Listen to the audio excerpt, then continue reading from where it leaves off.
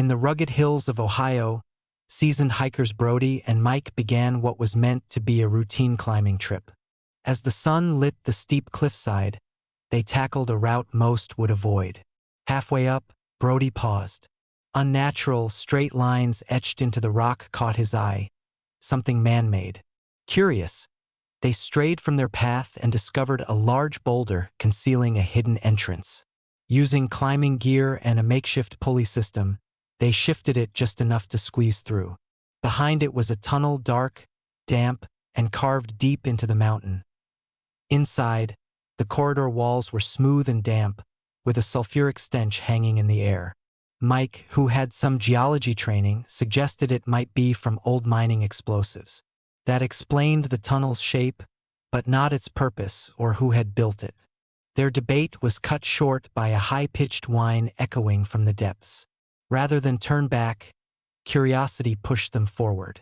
The tunnel revealed clear signs of human activity: rusted shovels, pickaxes, and old buckets. Strangely, some of the tools appeared nearly new. Someone had been here recently. Then they heard whistling. Ahead, the warm flicker of an oil lantern danced in the dark.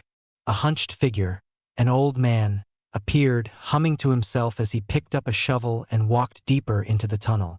Flashlights off, Brody and Mike followed at a distance.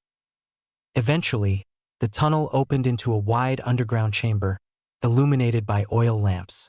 Brody and Mike ducked behind a coal oven as the man swung his pickaxe at the rock wall. Moments later, he pulled free a glittering golden nugget. Mike's eyes widened. This wasn't just an old mine. It was an active one. But their amazement quickly turned to panic as the coal oven roared to life, its heat forcing them to yelp and reveal their presence.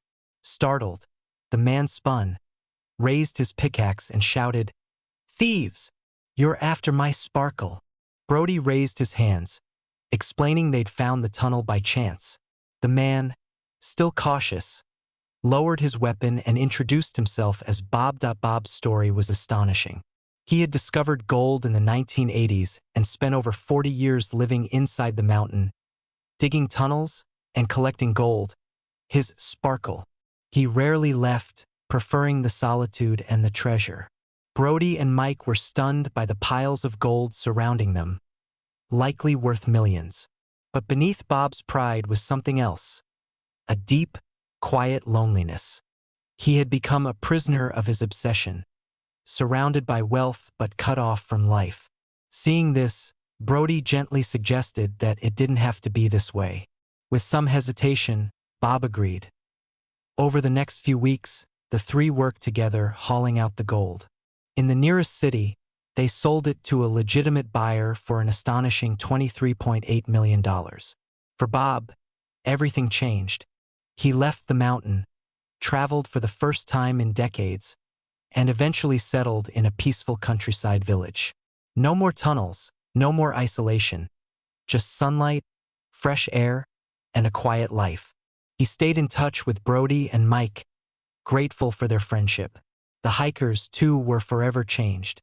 They had set out for adventure, and instead found something far more valuable: a man in need, and a reminder that true treasure isn't found in gold, but in compassion, connection, and the courage to help someone start again.